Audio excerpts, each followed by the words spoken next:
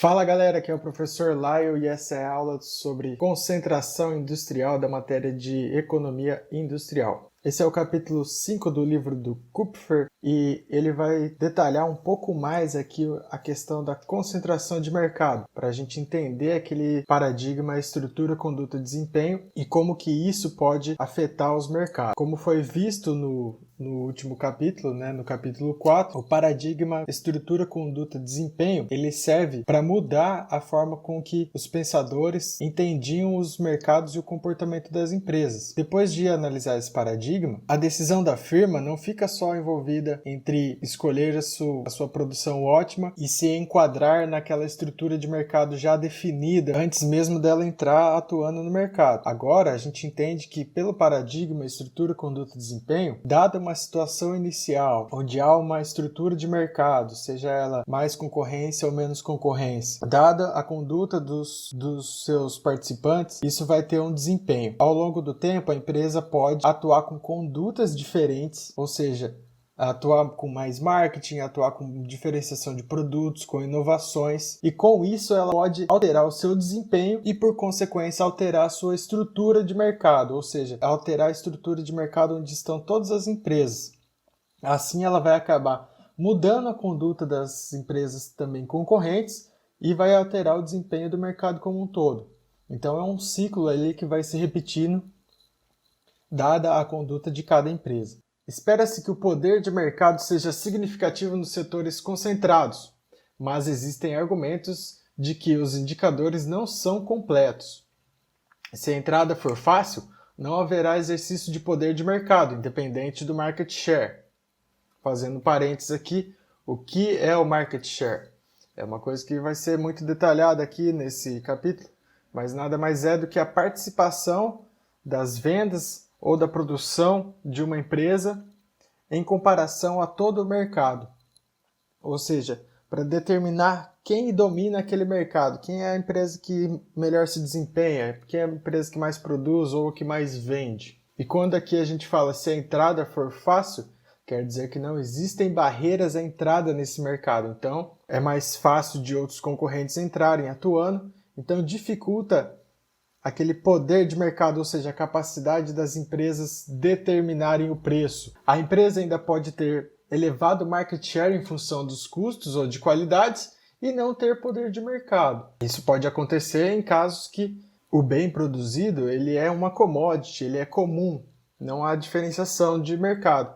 Pode ser, por exemplo, o minério de ferro, soja, milho. E aqui nesse capítulo a gente vai tratar sobre os cálculos das medidas de concentração e vale lembrar aqui que esses cálculos não consideram a influência dos substitutos próximos, ou seja, daqueles bens que podem substituir o bem que a gente está tratando no mercado analisado. As medidas de concentração pretendem captar de que forma os agentes econômicos apresentam um comportamento dominante em um determinado mercado. E para verificar qual é a participação de cada firma, ou seja, cada empresa nesse mercado, há diferentes indicadores de concentração industrial, que consideram, por exemplo, a participação de cada empresa nas vendas do setor ou na produção, depende do tipo de mercado, mas a maioria das vezes essas duas variáveis são as mais utilizadas. As medidas de concentração industrial são úteis para indicar preliminarmente os setores para os quais se espera que o poder de mercado seja realmente significativo, ou seja, que aquelas empresas ou aquela empresa que domina o mercado tenha condição realmente de alterar o preço de exercício do mercado. Então a gente vai entrar no tópico aqui sobre as medidas de concentração, que nada mais é do que um certo índice que pretende fornecer uma indicação da concorrência existente em um determinado mercado. Quanto maior for o valor do índice de concentração industrial, menor é o seu grau de concorrência entre as empresas de um determinado mercado.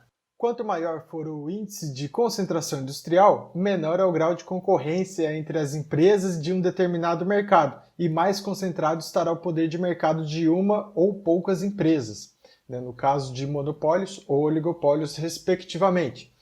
O poder de mercado está relacionado à capacidade de uma empresa de controlar o preço de venda de um produto. Mais alta concentração não garante sozinha que o poder de mercado será exercido. Existem outros fatores ali condicionantes.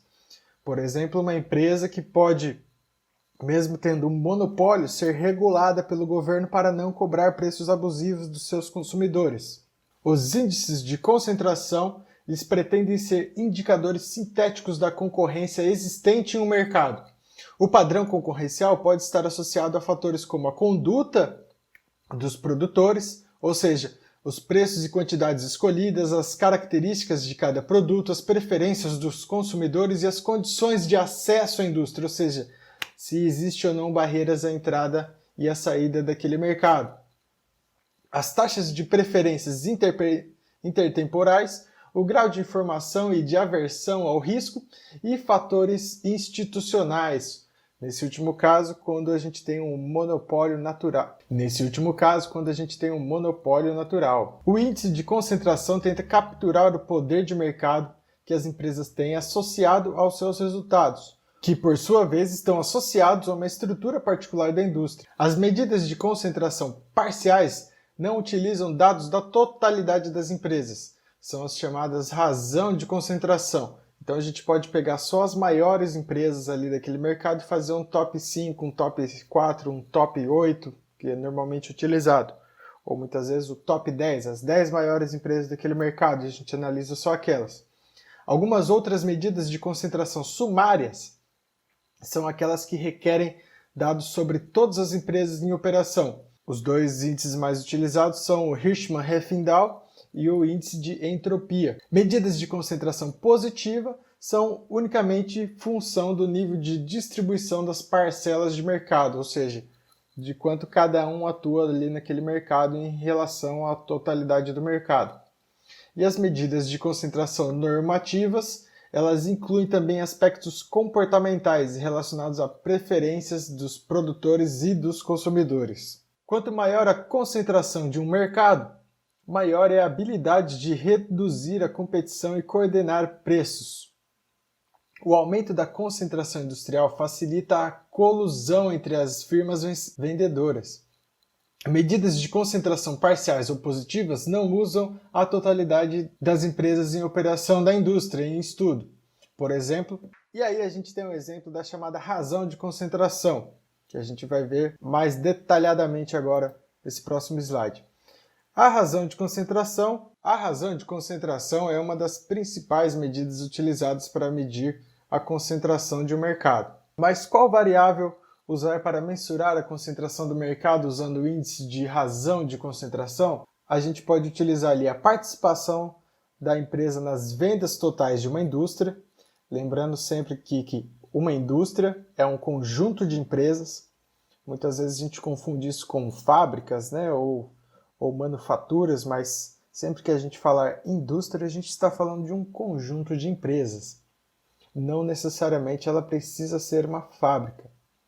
Então a gente tem ali que a participação da empresa nas vendas totais de uma indústria, a produção física em relação à produção total da indústria, ou a capacidade produtiva instalada, o número de pessoas empregadas, ou mesmo o valor adicionado. E aí a gente vai pegar qualquer uma dessas variáveis, né, a depender do caso, algumas são mais utilizadas que a outra, e vai fazer a seguinte análise. A razão de concentração de ordem K é um índice positivo que fornece a participação de mercado das K maiores empresas da indústria, sendo que X é a informação disponível sobre a empresa I e X é a informação disponível em relação a todo o mercado. E a razão de concentração, né, ela vai nada mais é do que a gente pegar ali todas as empresas e somar até a participação da iésima maior firma. Então, quanto maior o índice, maior é o poder de mercado exercido pelas K maiores empresas. Ou seja, se a gente está fazendo um exemplo ali com as 4 maiores empresas, a razão de concentração K das 4 maiores firmas, né, vai mostrar ali quanto que essas 4 maiores firmas vão atuar no mercado. Por exemplo, a gente tem aqui que no setor brasileiro, 5 bancos dominam quase 90%, 80% do mercado. Né? Se a gente pegar ali todas as operações feitas, né, no setor bancário, A gente tem ali Itaú, Bradesco, Santander, Caixa e Banco do Brasil. E eles são muito maiores do que os outros bancos concorrentes.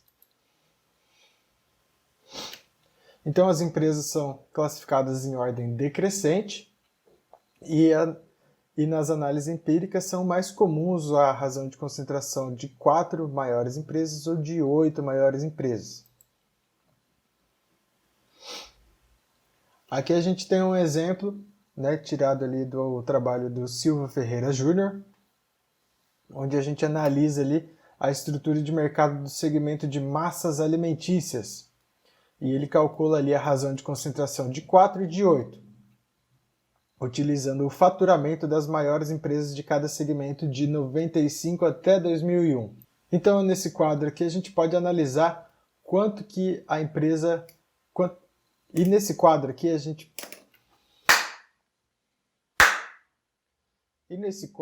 gente pode analisar como que a empresa se transformou ao longo de todos esses 6 anos aqui, 7 anos. Né? E vocês podem analisar ali que em 95 a razão de concentração de 4 para as empresas alimentícias era de 0,21. E chegou lá e ela cresceu pouco ali até 99, foi quando em 2000 ela deu um salto e em 2001 ela deu um salto maior ainda. Né? Então ela passou de 21% ali para 26% e depois para 35%, que quer dizer que na média essa indústria ficou mais concentrada, ou seja, os pequenos produtores saíram do jogo ou foram engolidos pelas empresas maiores, ou mesmo houve uma fusão entre uma das 4 maiores empresas, o que fez com que o índice de concentração ficasse maior. A gente tem ali a mesma constatação no índice de concentração de 8 empresas, né, que passa de 32 e oscila ali entre 33, 34 até o ano de 2000, quando em 2000 ele passa a ser 38% e depois em 2001 ele passa a ser 48%, mostrando que houve uma grande concentração de empresas ali. E o mesmo caso acontece para os biscoitos e bolachas. Deixe aí no seu comentário o que é certo, falar biscoito ou bolacha.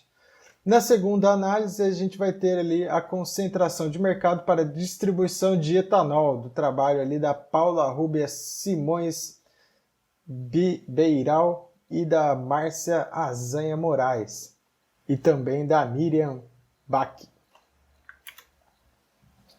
Então, pelo trabalho delas, a gente pode ver ali que o número de distribuidoras ele foi diminuindo ao longo dos anos, de pouco a pouco, e na mesma medida a concentração das 4 maiores foi aumentando, assim como a concentração.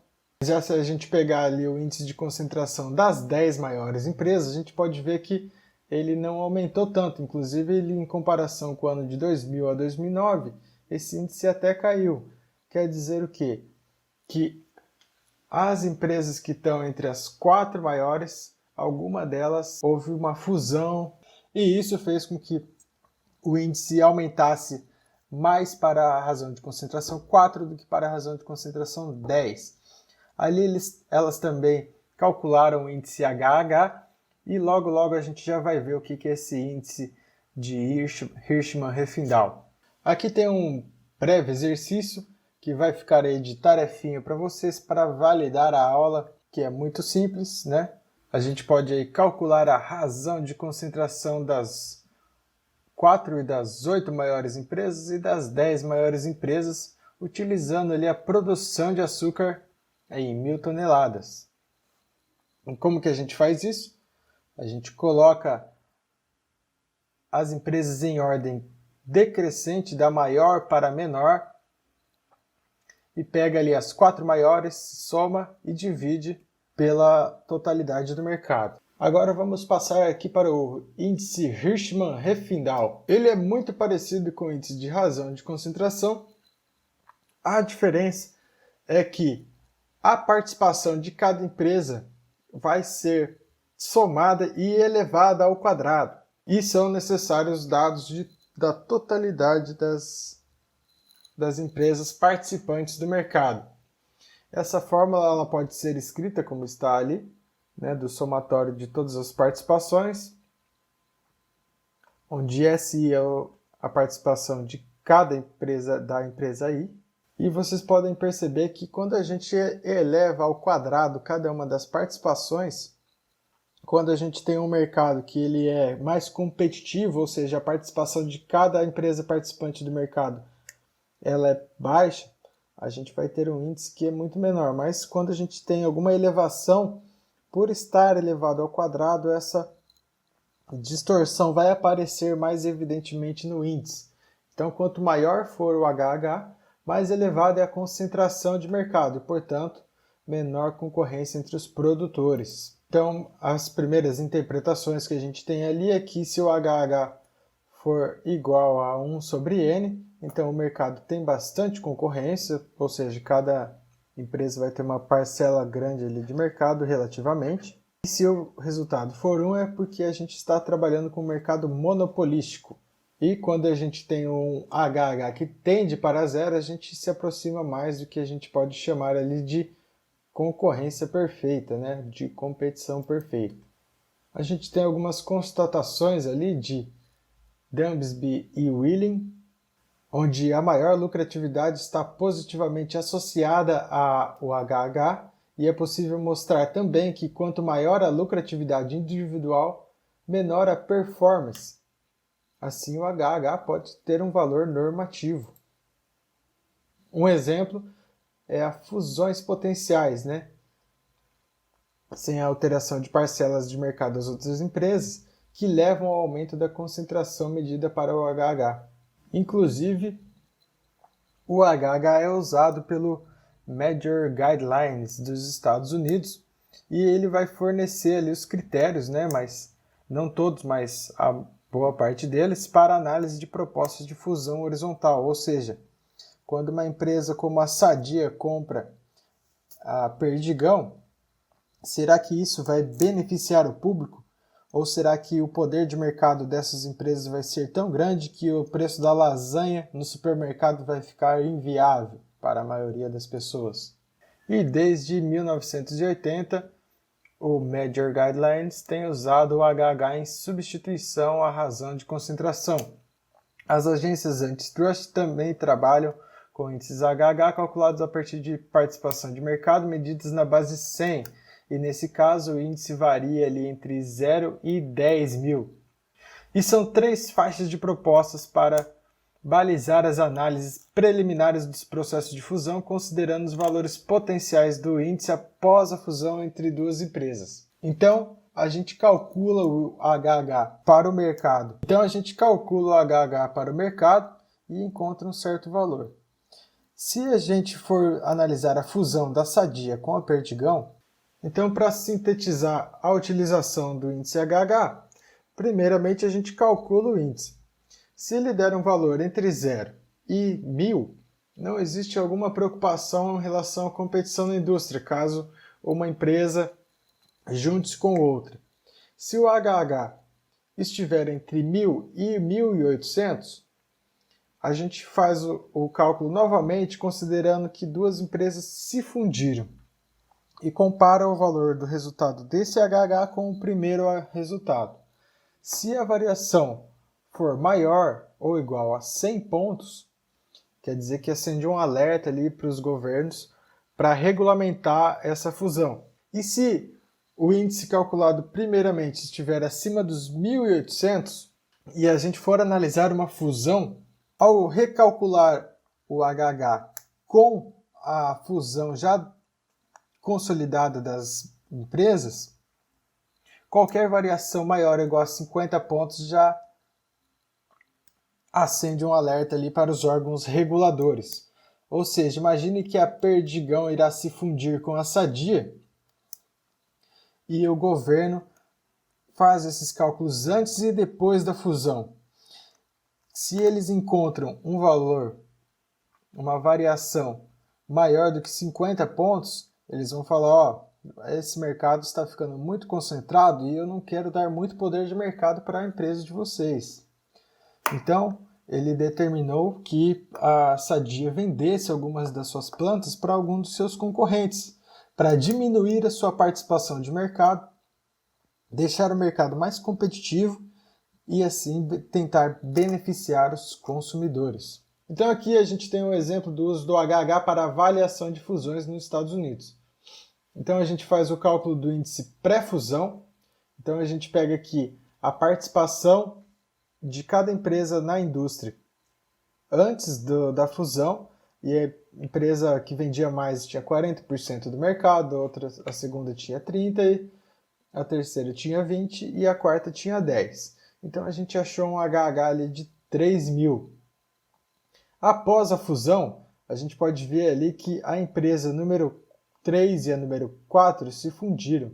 Então a gente tem ali o HH que é igual a 40 ao quadrado, mais 30 ao quadrado, mais 30 ao quadrado. E vocês podem ver que a diferença ali foi de 400 pontos. Então o órgão regulador tem um sinal de alerta ali com relação a essa fusão. E aqui a gente tem mais um exercício para a gente realmente fixar essa matéria, que é calcular ali o índice de concentração para as 2 e para as 4 maiores empresas e o índice HH ali para vendas de tratores de rodas para empresas em 2009. E esse exercício fica aí como válido para a gente validar a aula. Então aqui a gente tem o passo a passo para fazer os exercícios e a interpretação de cada exercício. E para fechar aqui a gente tem o índice de entropia de Theil. O ET indica o conteúdo informacional esperado de uma venda, isto é, a informação prestada pela empresa média. Quanto maior a empresa média, menor é o grau de surpresa, ou seja, menor é o ET e maior é a concentração da indústria. O índice de entropia ele pode ser interpretado como uma medida inversa de concentração. Com relação a isso, temos que Braga e Mascolo, em 82, particularizaram a interpretação da medida no contexto da economia industrial, substituindo PI pela parcela de mercado da SI firma. Reescrevendo a expressão, a gente tem uma medida inversa de concentração, muito parecida ali com o HH. Assim, dada a ocorrência de uma venda no mercado industrial, a probabilidade de que essa venda tenha sido efetuada pela empresa I é SI. E a contribuição dessa empresa para o conteúdo informacional presente na mensagem é menos SI ln de SI. De modo que o índice ET estará indicando o conteúdo informacional esperado da ocorrência, calculado sobre todas as empresas da indústria. Trata-se, portanto, da informação prestada pela empresa média. Quanto maior for essa, menor será o grau de surpresa associado à mensagem e menor será o grau de entropia. Em consequência, maior será a concentração da indústria. Por fim, a gente tem aqui algumas ilustrações e a gente pode ver a variação da concentração industrial pelo índice de razão de concentração e pelo HH para empresas de adubos e fertilizantes, para empresas de tintas e vernizes, para empresas de celulose e papel, para empresa têxtil, para empresas de plásticos, e cada uma a gente pode analisar realmente qual que está crescendo mais a concentração ou diminuindo. E aí, qual você achou que está crescendo mais? Aí no item 4 desse capítulo a gente vai ali falar sobre a escolha da medida de concentração. E esse tópico já começa dizendo que existem motivações para o uso de medidas sumárias como o HH. O fato de o índice de razão de concentração e o HH apresentarem uma correlação não indica uma perfeita equivalência entre eles, ou seja, às vezes um pode dizer uma coisa que o outro não está capturando. E a gente, para definir o melhor tipo de índice a ser utilizado, a gente utiliza ali os critérios axiomáticos. que são 5 critérios, né, que são propriedades básicas de um bom índice de concentração, que é o princípio da transferência, a minimalidade em simetria, o critério de Lorentz, o não decrescimento de fusões horizontais e o não decrescimento em simetria. O índice HH e o negativo do índice de entropia atendem aos 5 requisitos. As razões de concentração não atendem necessariamente o primeiro e o quarto requisitos para K igual a 1, 2 ou N-2. E o que são esses critérios axiomáticos? O primeiro é o princípio da transferência. Esse princípio vai estabelecer que se uma empresa maior ocupar parte do mercado atendido por uma empresa menor, o índice de concentração ele não pode diminuir. O princípio 2 é a minimalidade em simetria. Um bom índice de concentração deve apresentar valor mínimo no caso simétrico, quando todas as empresas têm parcelas de mercados iguais. O terceiro princípio é o critério de Lorentz. Se em duas indústrias com o mesmo número de empresas e parcelas de mercado, respectivamente, a primeira distribuição dominar a segunda, a concentração da primeira deverá ser maior do que a segunda. O princípio 4, o não decrescimento em fusões horizontais. Por esse princípio, fusões horizontais nunca são beneficiadas para a concorrência. A concentração medida ex post, ou seja, depois das empresas se fundirem, é maior ou igual à concentração ex ante, antes delas fazerem uma fusão.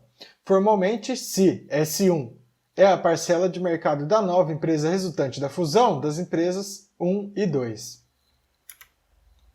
E o princípio número 5 é o não crescimento em simetria, que quer dizer que em uma indústria com empresas de igual tamanho, na qual existe a acomodação perfeita à entrada de uma nova empresa, o índice de concentração ele não aumenta. Muito obrigado por ficar até aqui. Até a próxima aula. Deixe suas dúvidas e o seu like aí.